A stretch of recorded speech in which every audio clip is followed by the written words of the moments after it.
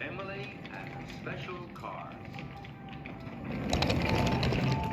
It was summer on the island of Solo. All the engines were excited. Gordon had set a new record for pulling the express. Emily was on her way to pick up two very special passenger cars. They had been newly painted to celebrate Gordon's record. Sir Topham Hatt was going to present them to Gordon. Emily had stopped to take on water. Diesel pulled up alongside her. "You look very pleased with yourself," wailed Diesel. Emily told him all about Gordon's record and collecting the passenger cars. "Gordon's not the only one who's special," Diesel oiled proudly. "Well, there's nothing special about smelly old diesels," pouted Emily. "I haven't time to listen to you. I have to collect more coal." And Emily steamed off. This made Diesel very cross, and he rattled away.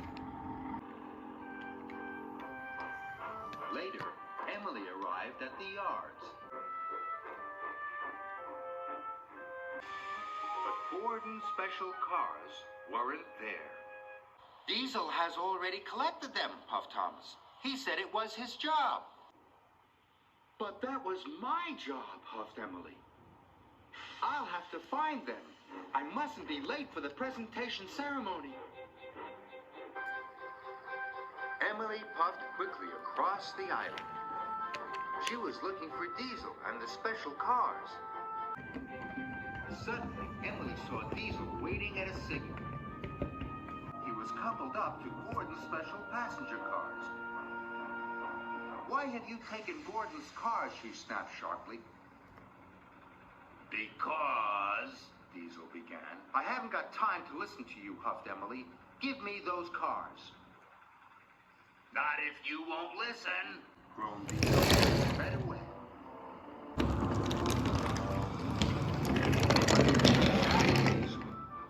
It was getting later and later, and Emily was worried.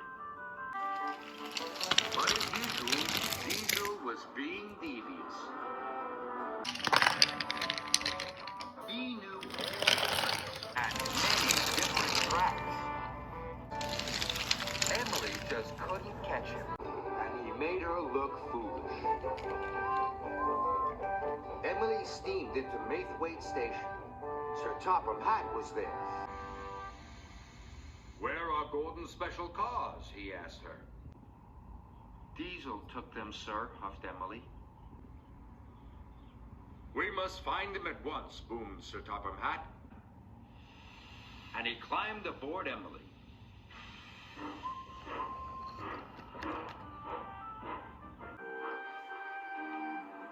Diesel had hidden the cars in a siding, but he wasn't feeling well. Something was wrong. He started to slow down.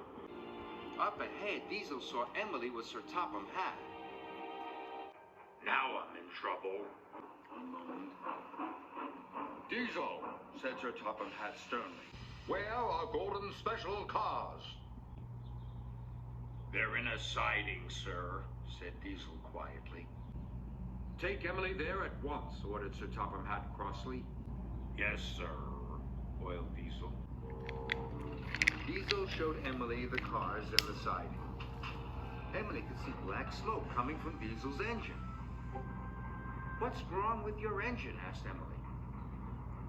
"My engine's old," spluttered Diesel. "All that rushing around has worn it out." "Then you shouldn't have taken the passenger cars," huffed Emily. "And you should have listened to me," snapped Diesel. "Why should I listen to a smelly old Diesel?" "Because Gordon's not the only one who set a record," oiled Diesel quietly. "I've set one too." Emily was surprised. "Have you?" she wished, and this time she listened. "I've shunted more freight cars in one day than any other Diesel," Diesel oiled. He fluttered sadly away.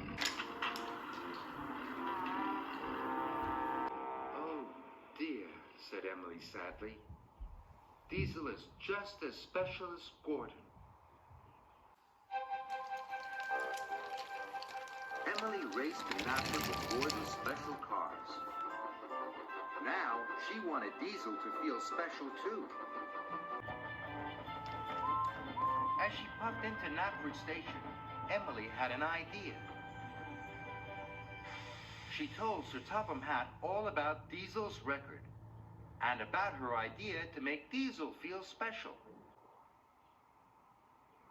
Sir Topham Hatt listened carefully. "That's a very good idea, Emily," he said. "Tell Diesel to come here this afternoon."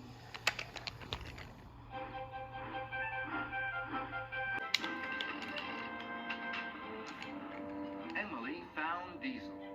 She told him he had to go to Knapford.